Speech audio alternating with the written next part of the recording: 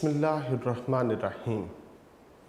अज़ीज़ तलबा व तालिबात, अस्सलामु अलैकुम। यूनिक ऑनलाइन लेक्चर से मैं हूँ मोहम्मद एहसानुल हक। अज़ीज़ तलबा, आज का हमारा लेक्चर खतूत निगारी पर है। अज़ीज़ तलबा, इससे पहले भी हम खतूत निगारी पे एक लेक्चर कर चुके हैं। आज ये खतूत निगारी के ऊपर हमारा सेकंड लेक्चर है। तो अज़ीज़ तलबा, सबसे पहले मैं आपको जो खतूत निगारी का पैटर्न है पहले वो बताता हूँ, उसके बाद हम यूनिक नोट से जो ख़त हैं वो पढ़ेंगे। तो अज़ीज़ तलबा, जो ख़त हैं वो ये 4 किस्म के होते हैं। कुछ ख़त होते हैं जो ज़ाती हैसियत में लिखे जाते हैं।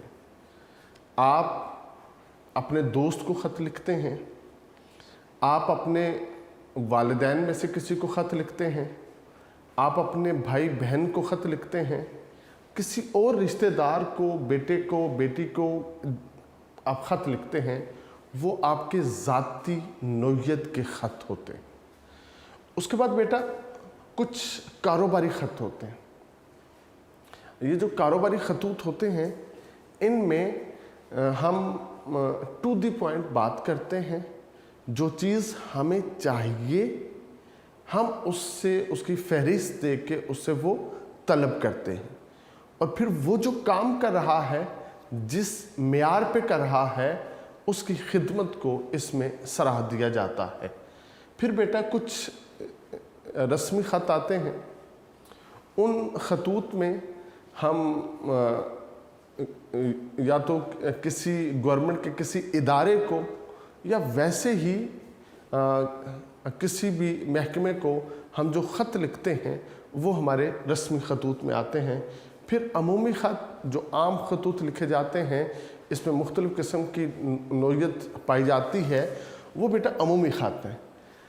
जो खतूत हैं अदबी असनाफ़ में इनको तब शामिल किया गया जब बेटा हमारी जो सियासी शख्सियत थी या जो बड़ी शख्सियात थीं, उनके खतूत को देखा गया और तारीख़ उससे मुरतब की गई। वो तारीख़ का विरसा बन गए, तारीख़ का हिस्सा बन गए। फिर हमने खतूत को अदब के अंदर बाकायदा शामिल कर दिया गया। आज बेशुमार बड़ी शख्सियात हैं जिनके खतूत जो हैं वो पब्लिश हो चुके हैं, वो पढ़े जाते हैं, और उस वक्त के जो हालात हैं उनको वहाँ से जांचा और परखा जाता है। फिर इन लोगों की काविशों का वहाँ से पता चलता है, इनका सर्वाइवल कैसे था, उस चीज़ का हमें जो ना वहाँ से पता चलता है। तो इसलिए जो खतूत हैं वो अपनी अहमियत रखते हैं। तो इसके बाद अज़ीज़ तलबा, ख़त के अज्ज़ा कौन से हैं और उन अज्ज़ा की नंबरों की तकसीम क्या है। बेटा ये आपका 10 नंबर का सवाल आता है, याद रखिएगा। या तो आपको पेपर में ख़त आएगा, आपने उसी को तहरीर करना है, या आबिती का सवाल आएगा, आपने उसी को तहरीर करना है। दोनों में से जो क्वेश्चन पेपर में आएगा, आपने उसी को हल करना है। तो बेटा जो ख़त है उसके अज्ज़ा में सबसे पहले उसकी पेशानी आ जाती है। फॉर एग्ज़ाम्पल, पेशानी में आपने सबसे पहले कि आप कहाँ से ख़त लिख रहे हैं, आपका पता क्या है, आपका एड्रेस क्या है। तो इम्तहानी मरकज़ बेटा इसका 1 नंबर है। नंबर 2, तारीख़, कि आपने ये ख़त किस तारीख़ को लिखा है। तो तारीख़ इस पैटर्न पे लिखनी है। आपने जो मंथ है उसको बेटा 100% आपने उर्दू ही में लिखना है। आप इसको चेंज कर सकते हो, ठीक है। तो बेटा इसका भी 1 नंबर है। गोया जो इब्तदाइया है, जो ख़त की पेशानी है, उसके 2 नंबर हैं। उसमें 2 चीज़ें आप लिखेंगे, एक तो पता लिखेंगे और नंबर 2 तारीख़ लिखेंगे। जैसा कि यहाँ पे बेटा ये जो ख़त का नमूना है, इसमें आप सबसे पहले अपना पता लिखते हो कि इम्तहानी मरकज़, कि आप इम्तहानी मरकज़ से ख़त लिख रहे हो। फिर 2 अप्रैल 2020 को आप ख़त लिख रहे हो, ये तारीख़। इस पेशानी के इस इब्तदाई के 2 नंबर। फिर बेटा नंबर 2 दूसरी चीज़ आ जाती है इसके अज्जा में अलकाब व आदाब। आप जिसको ख़त लिख रहे हो उसका आपके साथ जो रिश्ता है, जो उम्र में तफावत है, वो बेटा आपके मुनासिब लक़ब में, अदब में झलकनी चाहिए। ठीक है, उसके मुताबिक आप लिखेंगे। आप लिखते हैं किबला व काबा वालिद मुकर्रम। ठीक है, आप किसी दोस्त को लिखते हैं तो अजीज़म, अपने से छोटे से लिखते हो तो अजीज़ी वगैरह के लफ्ज़ लिखते हो, तो 1 नंबर बेटा इसका है। उसके बाद अस्सलामुअलैकुम लिखते हो तो 1 नंबर इसका है। अलकाब व आदाब के भी 2 नंबर हैं, जैसा कि यहाँ पे किबला व काबा वालिद मुकर्रम, फिर अस्सलामुअलैकुम, और उसके बाद साइन ऑफ एक्सक्लेमेशन है, नदाइया का साइन है बेटा। 1 नंबर इसका और 1 नंबर इसका। अलकाब व आदाब के 2 नंबर हैं। तीसरी चीज़ है बेटा नफ्स मज़मून, उसका मतन। इसमें आप अपनी खैरियत बताएंगे, आप उनकी खैरियत पूछेंगे। ठीक है, एक चीज़। दूसरा है कि ख़त लिखने का जो असल आपका मुद्दा है, जो मकसद है, ये तहरीर क्यों लिख रहे हैं, उस तहरीर का जो मकसद है वो बताएंगे कि मैं ख़त इस वजह से लिख रहा हूँ। इसमें तीसरी चीज़ है तकमील मज़मून, अब अपनी उस बात को समेटेंगे। ठीक है, तो ये 3 चीज़ें मिलके आपका मतन बनेंगी कि आपने ये ख़त इसलिए लिखा है। तो बेटा इसके 5 नंबर हैं। जो मतन है, जो नफ्स मज़मून है, उसके 5 नंबर। 5 नंबर नफ्स मज़मून के, 2 नंबर अलकाब व आदाब के, 2 नंबर पेशानी के, 9 नंबर हो गए। इख्तितामिया का बेटा 1 नंबर है, इख्तितामिया का। अब इख्तिताम पे क्या है, आपने 1 लाइन में मुनासिब दुआ और कलमात लिखने हैं। जैसे कि यहाँ पे ये वस्सलाम, आपका ताबे फरमान, जैसा आपका अलकाब व आदाब था उसी के मुताबिक आपका इख्तितामिया होगा। अलिफ बेजिम अपना नाम तहरीर नहीं करना। मतन जो है वो आप 2 पेज का ख़त लिखेंगे। कोशिश करें कि आपका मतन 4 पैराग्राफ पे हो। 1 पेज पे 2 पैराग्राफ हो, दूसरे पेज पर भी 2 पैराग्राफ हो, 4 पैराग्राफ का आपका ख़त हो। और आपने जो ना 2 सफ़ात के ऊपर इसको तहरीर करना है। 10 नंबर का ये है। ख़त लिखते वक्त आपने पैराग्राफ ज़रूर बनाना है। जब भी पैराग्राफ बनाया जाता है, यहाँ से ये जो 2 लफ्ज़ों की स्पेस है इसको छोड़ के बनाया जाता है। इस पैराग्राफ का सीक्वेंस आप 1 रखिएगा। तो अज़ीज़ तलबा, ये आपके 10 नंबर का सवाल है, जिसके लिखने का तरीका, नंबर्स आपने कैसे लेने हैं, आपने अपनी प्रेजेंटेशन कैसे बनानी है, ये सारा मैंने आपको यहाँ पे भी बता दिया है। तो अज़ीज़ तलबा, अब यूनिक नोट्स ओपन करें। हम शुरू करते हैं आज का लेक्चर। अज़ीज़ तलबा, यूनिक नोट्स पे ये हमारा ख़त नंबर 3 है। दोस्त की वालिदा के इंतकाल पर ताज़ियत का ये ख़त है। सबसे पहले हम इसका इब्तदाइया, इसकी पेशानी बनाएंगे। इम्तहानी कमरा, 18 सितंबर 2019। प्यारे दोस्त तारिक, मुनासिब लक़ब दिया प्यारे दोस्त तारिक। उसके बाद साइन ऑफ एक्सक्लेमेशन है अस्सलामुअलैकुम। 1 नंबर इस अस्सलामुअलैकुम का भी होता है अलकाब व आदाब में। आपकी वालदा के इंतकाल की अलमनाक इत्तला से दिली सदमा हुआ। मैं अपने रंजो गम को अल्फाज में बयान करने से कासिर हूँ। मरहुमा बड़ी खूबियों की मालिक थीं।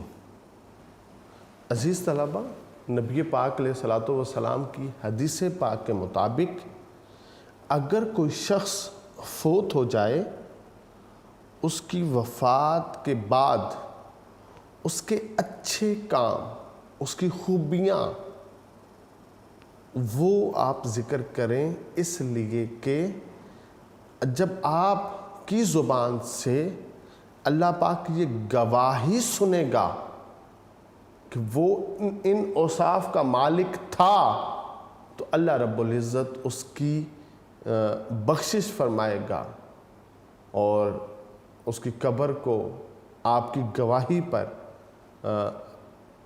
وہ جنت بنا دے گا، نور علی نور کر دے گا۔ وہ بڑی خدا ترس، اب یہ جو خوبیاں تھیں، بڑی خدا ترس، پرہیزگار اور نیک دل خاتون تھیں۔ خدا ترس اسے کہتے ہیں جس کا دل موم ہو جائے، پسیج جائے، جو فوراً کسی دوسرے کی دکھ کو دکھ سمجھے، اس کے غم میں اس کے آنسو نکل پڑے، جہاں تک ہو سکے اپنی استطاعت میں اس کی مدد کرنا، اس کو خدا ترسی کہتے ہیں۔ بھوکے کو کھانا کھلانا، پیاسے کو پانی پلانا وغیرہ۔ میں جب بھی آپ کے گھر جاتا تو مجھ سے خاص لگاؤ کا اظہار کرتی ہوں۔ ماؤں کی یہ بیٹا عادت ہے، جو ان کے بیٹے کا دوست ہے وہ اس کے ساتھ بھی ویسا ہی لگاؤ رکھتی ہیں جیسا اپنے بیٹے کے ساتھ لگاؤ رکھتی ہیں۔ وہ اس کو اپنا بیٹا سمجھتی ہیں اور اسی کے ساتھ ویسے شفقت اور محبت کے ساتھ جو ہے نا وہ پیش آتی ہیں۔ یقین کرو کہ میں ان کی محبت و شفقت کو کبھی فراموش نہیں کر سکتا۔ ابھی پچھلے ماہ تو میں نے ان کے نیاز حاصل کیے تھے، ان کی دعائیں لی تھیں، ان سے فیوضات لیے تھے، ان سے برکتیں لی تھیں۔ میں ان کا فضل اور کرم حاصل کر کے آیا تھا، یعنی کہ 1 ماہ پہلے ان کی جو ہے نا وہ بارگاہ میں حاضر ہوا تھا۔ اس وقت ان کی صحت بظاہر بالکل ٹھیک تھی، لیکن یہ قانون قدرت ہے، موت کا وقت معین ہے۔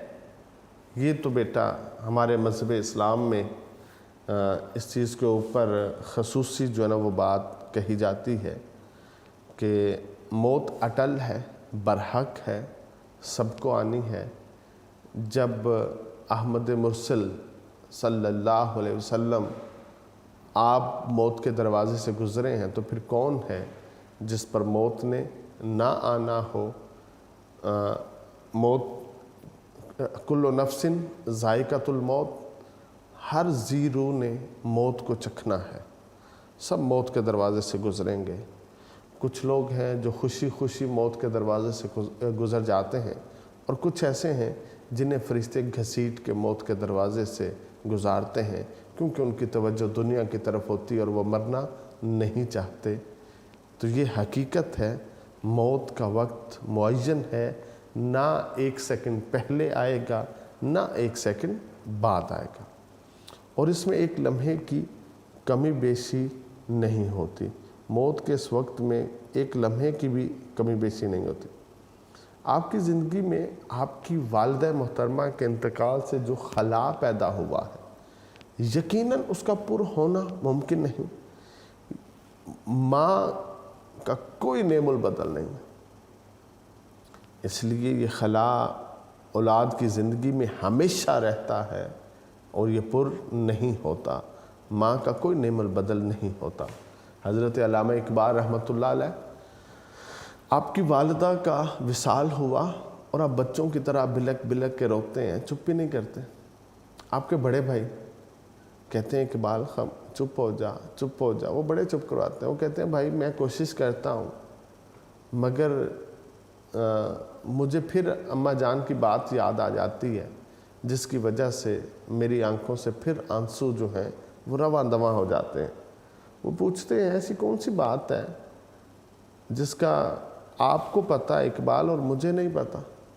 کہتے ہیں اماں جان نے مجھے ایک دفعہ بتایا تھا کہ میری پرورش انہوں نے کس طرح سے کی تھی، کتنے کٹھن معاملے سے گزر کر کی تھی۔ کہتے مجھے پتہ چلا کہ جو بینک کے ملازم ہوتے ہیں ان کی تنخواہ بینک کے سود سے دی جاتی ہے، اور آپ کے ابا جان بینک میں ملازم تھے، مجھے شک پیدا ہو گیا۔ میں نے سوچا میں تو ان کے نان و نفقے میں ہوں، مگر میں اپنے بیٹے کو وہ نہیں کھلاؤں گی، وہ نہیں پلاؤں گی جس میں شک پیدا ہو کہ اس میں حرام کا ایک قطرہ بھی شامل۔ کہتے میں نے اقبال تمہیں اپنا دودھ پلانا چھوڑ دیا۔ میرے باپ نے جہیز میں مجھے جو بالیاں پہنائی تھیں، میں نے ان بالیوں کو بیچا اور ان بالیوں سے میں نے ایک سلائی مشین خریدی اور ایک بکری خریدی۔ میں سلائی مشین سے لوگوں کے کپڑے سیتی اور اس کی اجرت سے اس بکری کو میں چارہ خرید کے کھلاتی اور اس بکری کا دودھ اقبال میں تجھے پلاتی۔ اقبال کہتے میں ماں کی یہ بات یاد کر کر کے بار بار رو رہا ہوں، میری آنکھوں سے آنسو رکنے کا نام نہیں لے رہے۔ تو عزیز طلبہ، یہ حقیقت ہے کہ زندگی میں جو والدہ محترمہ کا مقام اور مرتبہ ہوتا ہے، یہ ایسا خلا ہے جو کبھی بھی پر نہیں ہو سکتا۔ حضرت موسیٰ کلیم اللہ بھی اللہ کے کلیم ہیں۔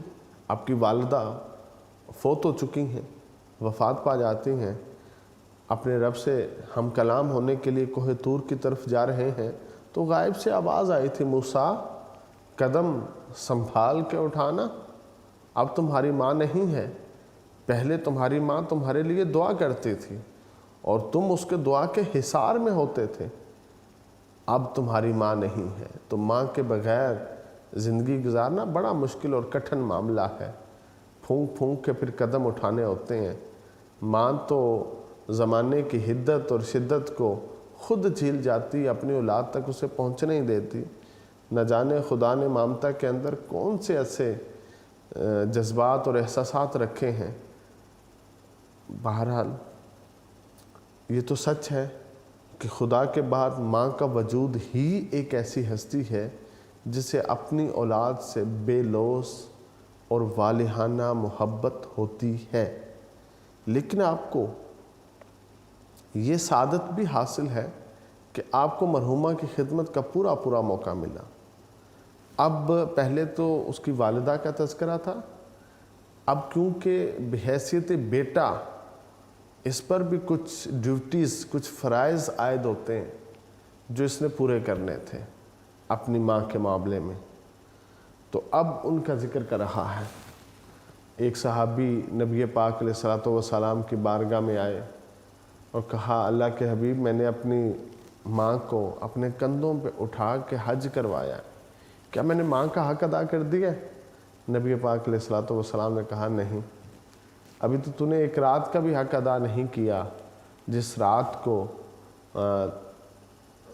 تم بچے تھے، چھوٹے تھے اور تم نے پیشاب کر دیا تھا اور تمہاری ماں نے تم کو سوکھی جگہ پہ کر دیا اور خود وہ خشک گیلی جگہ پہ لیٹ گئے۔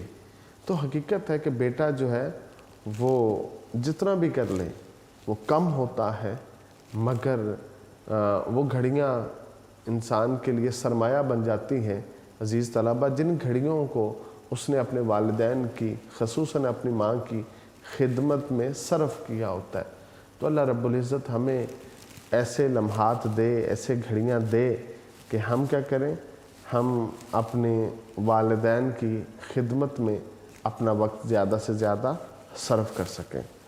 تو یہ جو مرحومہ کی خدمت کا اسے جو موقع ملا، پورا موقع ملا، اور ان کے آخری لمحوں میں آپ ان کی آنکھوں کے سامنے تھے، یہ بھی ایک بڑی جو ہے نا وہ خوبصورت لمحات ہوتے ہیں کہ جب یہ خوبصورت رشتے اپنے جو نا پالنے والے کی بارگاہ میں، اپنے رب کی بارگاہ میں پیش ہو رہے ہوتے ہیں، اور ان آخری لمحات میں آپ کا ہاتھ ان کے ہاتھوں میں ہو، ان کی نگاہیں آپ کے چہرے پر ہوں، اور وہ یہاں سے رخصت بھی ہو رہے ہوں اور آپ کے لیے خدا سے دعائیں بھی کر رہے ہوں۔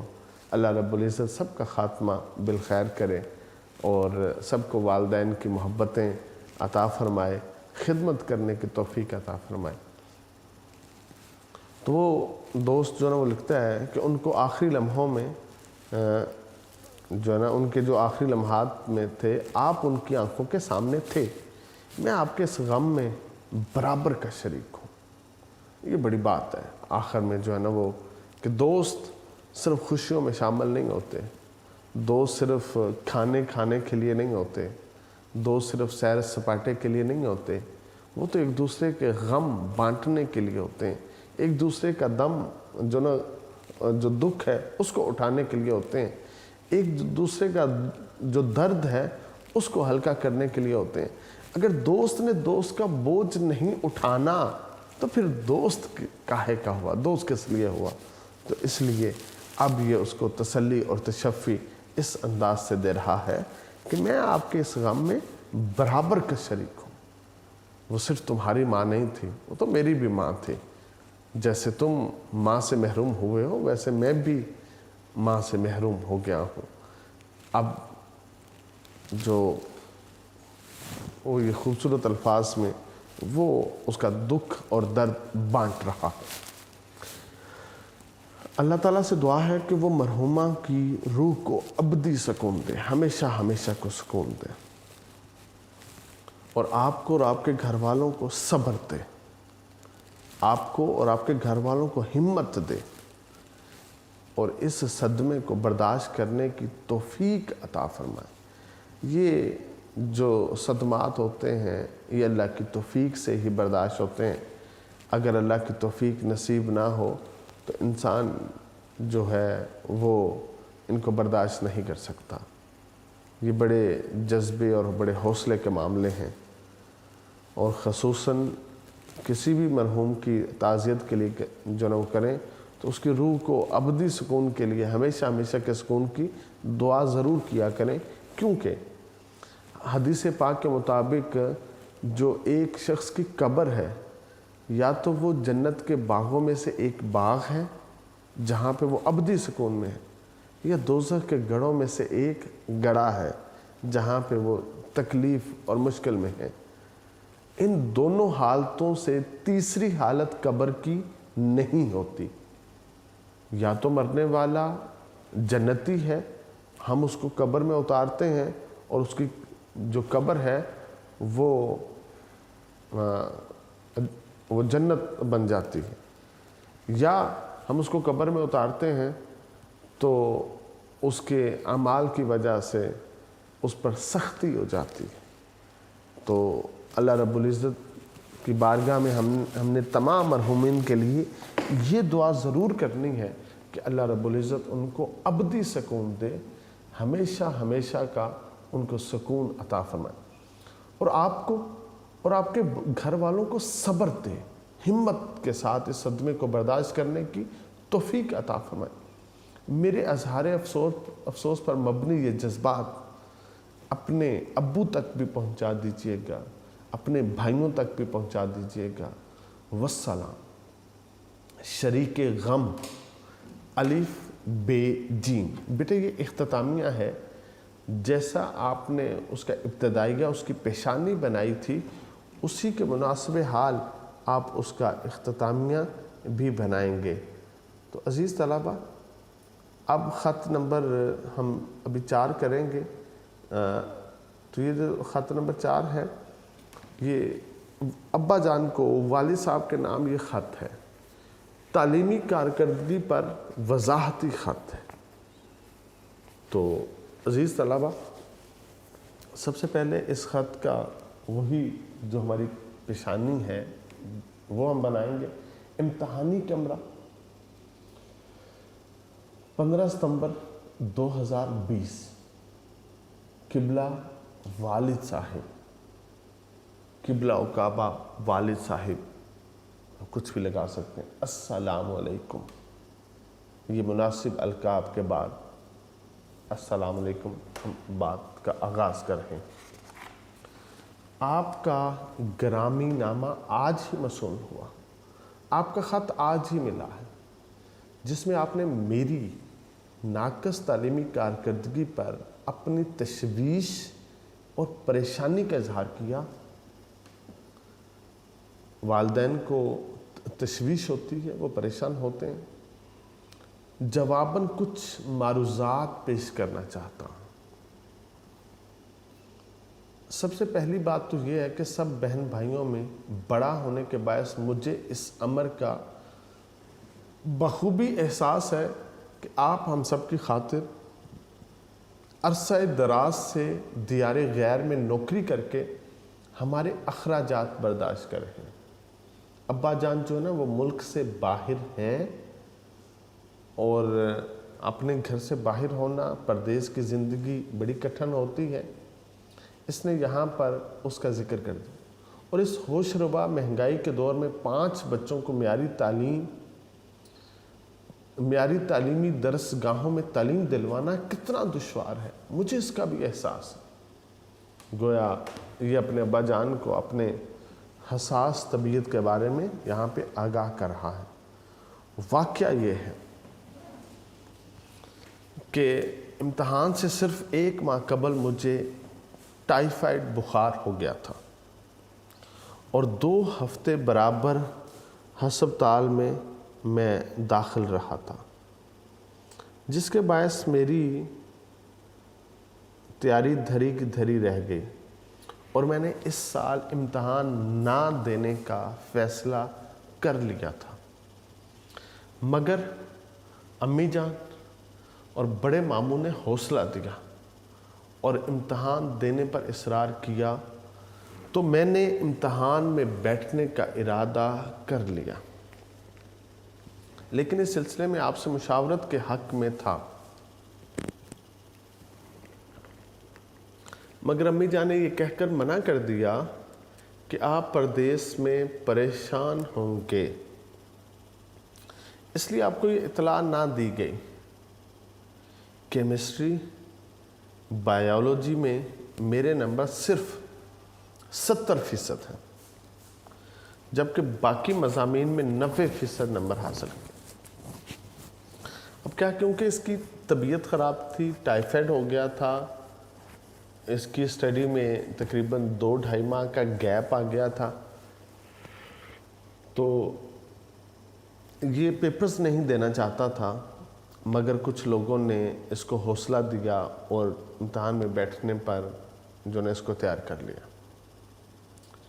تو کہتے یہ میں آپ کے ساتھ مشاورت بھی کرنا چاہتا تھا کہ ابا جان مجھے ٹائیفائڈ ہو گیا اور 2 ماہ میں اسٹڈی سے باہر ہو گیا، تو مگر امی جان نے یہ کہہ کر منع کر دیا کہ میں آپ سے مشاورت نہ کروں، اس لیے کہ آپ پریشان ہوں گے، اس لیے آپ کو یہ اطلاع نہ دی گئی کہ میں بیمار ہوں، ٹائیفائڈ میں ہوں۔ کیمسٹری اور بایولوجی میں میرے نمبر صرف 70% ہیں۔ اب ان دونوں سبجیکٹ کا وہ ذکر کرتا ہے، مشکل سبجیکٹس ہیں، 70% اس کے مارکس ہیں، جبکہ باقی مضامین میں 90% میں نے نمبر حاصل کیے ہیں۔ اب الحمدللہ بخیریت ہوں، کیونکہ اس نے ذکر کر لیا پیچھے اپنی بیماری کا، اور والدین جو ہوتے ہیں جب بچوں کی بیماری کا سنتے ہیں تو اس میں یہ پریشان ہو جاتے ہیں، تو اس بیماری کا ابا جان کو پریشان نہیں کرنا تھا، اس لیے ساتھ اب یہ بتا دیا ہے کہ اللہ کا شکر ہے کہ میں بخیریت ہوں، میں ٹھیک ہوں اور مکمل شفا یاب ہو چکا ہوں، مکمل صحت مند ہو چکا ہوں، اور ان مضامین میں دن رات محنت کر رہا ہوں۔ یہ جو مضامین ہے جہاں پہ میرے 70% مارکس ہیں، میں دن رات محنت کر رہا ہوں۔ امید ہے کہ اللہ تعالیٰ کے فضل و کرم سے ان میں اچھے نمبروں سے پاس ہو جاؤں گا۔ اب یہ یہاں تک جو ایک ہمت بندانی تھی، دلاسا دینا تھا، وہ یہاں پہ کر لیا۔ اب آگے اپنی وہ روٹین جو ہے نا وہ بتائے گا کہ وہ کس طرح سے اپنے ڈیز کو مینج کر رہا ہے۔ میں فجر کی نماز کے بعد تھوڑی دیر ہاسٹل کے لان میں چہل قدمی کرتا ہوں، اور اس کے بعد اسی سبزہ زار میں بیٹھ کر مطالعہ کرتا ہوں۔ 2 گھنٹے کے بعد ناشتہ کر کے کالج چلا جاتا ہوں۔ یعنی صبح فجر کی نماز سے کالج جانے تک کا جو دورانیہ ہے اس کو وہ ضائع نہیں کرتا سو کے یا گھوم پھر کے، بلکہ وہ کیا کرتا ہے، وہ جو ہے نا چہل قدمی کرتا ہے اور مطالعہ کرتا ہے، سبزہ زار میں بیٹھ کے، لان میں بیٹھ کے وہ پڑھتا ہے، اسٹڈی کرتا ہے۔ اور فجر کی نماز اور کالج میں تقریباً 2 گھنٹے کا درمیان میں وقفہ گیپ یہ ہوتا ہے، اور پھر 2 گھنٹے کے بعد ناشتہ کر کے کالج چلا جاتا ہوں۔ وہاں سے 1 بجے واپس آتا ہوں، نماز ظہر بعد جماعت مسجد میں ادا کرتا ہوں، پھر کھانا کھاتا ہوں اور 1 گھنٹہ قیلولہ کرتا ہوں۔ یہ نبی پاک علیہ الصلوۃ والسلام کی سنت ہے کہ آپ دوپہر کو کھانا کھانے کے بعد 1 گھنٹے کے لیے سو جایا کرتے تھے، آدھے گھنٹے کے لیے قیلولہ ضرور کیا کرتے تھے۔ اور آج یہ چائنیز نے بھی اس کے قیلولہ کے اوپر، نبی پاک کی سنت کے اوپر ریسرچ کی ہے، اور وہ کہتے ہیں کہ انسان ریفریش ہو جاتا ہے جب وہ قیلولہ کرتا ہے، جب وہ آدھا گھنٹہ یا 1 گھنٹہ دوپہر میں کھانا کھانے کے بعد سو جاتا ہے، تو وہ کیا ہے کہ اس کا آدھا دن گزر جاتا ہے، ریفریش وہ ہو جاتا ہے، اور جب وہ تازہ دم ہو جاتا ہے نا تو چاہیے جائے کہ وہ 16 گھنٹے 18 گھنٹے بیدار رہے۔ جب وہ درمیان میں یہ چھوٹی سی ایک بریک لے لیتا ہے، سو جاتا ہے، وہ پھر سے تازہ دم ہو جاتا ہے، اس کا جسم ریفریش ہو جاتا ہے۔ تو قیلولہ ضرور کرنا چاہیے۔ زیادہ دیر جاگنا اور اپنے آپ کو اتنا تھکانا یہ صحت کے لیے بہتر نہیں، اور نبی پاک علیہ الصلوۃ والسلام کی ویسے بھی ہر سنت میں ہمارے لیے فائدہ ہے۔ میں 1 گھنٹہ قیلولہ کرتا ہوں اور پھر پڑھنے بیٹھ جاتا ہوں، اور مغرب تک خوب دل لگا کر پڑھتا ہوں۔ اس کے بعد مغرب کی نماز باجماعت پڑھتا ہوں۔ اتنے میں ہاسٹل میس کھل جاتا ہے، تمام طلباء کے ساتھ کھانا کھاتا ہوں، اور اس کے بعد تھوڑی دیر ہاسٹل کے سبزہ زار میں چہل قدمی کر کے رات 9 بجے سے 1 بجے تک پڑھتا ہوں۔ عزیز طلبہ، یہ انتہائی خوبصورت ٹائمنگ ہوتی ہے کہ انسان اپنے گھر میں وہ سیلف سٹڈی کے اوپر زیادہ ٹائم فوکس کریں۔ جن لوگوں کے پاس سیلف سٹڈی کے لیے ٹائم زیادہ ہوتا ہے ان کی پرسنٹیج بھی بہت اچھی ہوتی، تو ظہر سے لے کر مغرب تک تقریباً 3-3.5 گھنٹے وہ سٹڈی کرتے ہیں، پڑھتا ہے۔ پھر اس کے بعد اپنے باقی معاملات ادا کرنے کے بعد مغرب کی نماز کے بعد وہ کھانا کھانے سے 8 ساڑھے 8 9 بجے سے اپنی پھر سے اسباق کو یاد کرنا شروع کرتا ہے، اور رات 1 بجے تک۔